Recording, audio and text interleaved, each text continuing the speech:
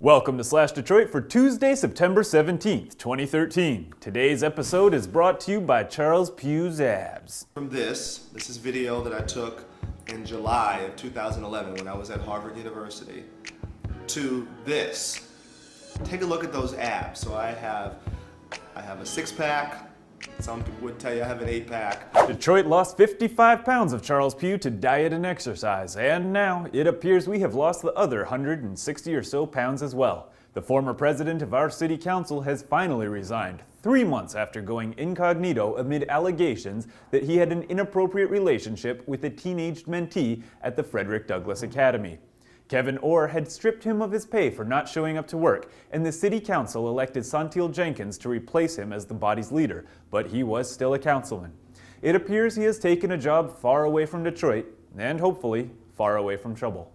The Detroit City Council is looking at extending the next city council and mayor's terms to 5 years so that Detroit elections can occur on even years instead of odd ones. If the change were to take place, Detroiters would vote for mayor, council, and governor in the same election. City Clerk Janice Winfrey says that this would save the city between $3 and $3.5 million by reducing the number of elections required. The possibility that our next council might serve for 5 years only makes this election more important. Unfortunately, Brian Dickerson says that most of the candidates he interviewed for the Free Press's endorsement surprised him with their low caliber and deplorable preparation. As a litmus test for seriousness, Dickerson asked each candidate he interviewed whether they had read Kevin Orr's summary of Detroit's financial condition or the Detroit's Future City Framework. Of the dozen or so people interviewed, only James Tate in District 1 and Vince Keenan in District 6 had read the critically important documents.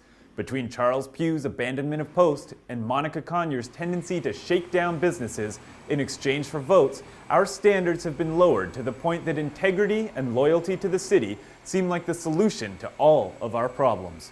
But Martha Reeves was honest and loyal and never got a damn thing done. We're also going to need our council people to be hardworking and knowledgeable if they hope to be anything more than democracy's window dressing. A Livonia company plans to build a 16-story office building on top of the parking lot facing Campus Martius. The $111 million building is the first significant office space built downtown since the One Kennedy Square project began in 2005.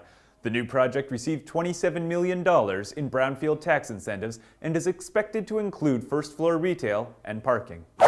In less happy development news, Bill Holtz failed to buy the Packard Plant on Friday. He had planned to turn the site into a commercial, housing, and entertainment complex, but had a major investor pull out. While he tries to line up alternate funding, a Peruvian developer is considering buying the mammoth factory at auction.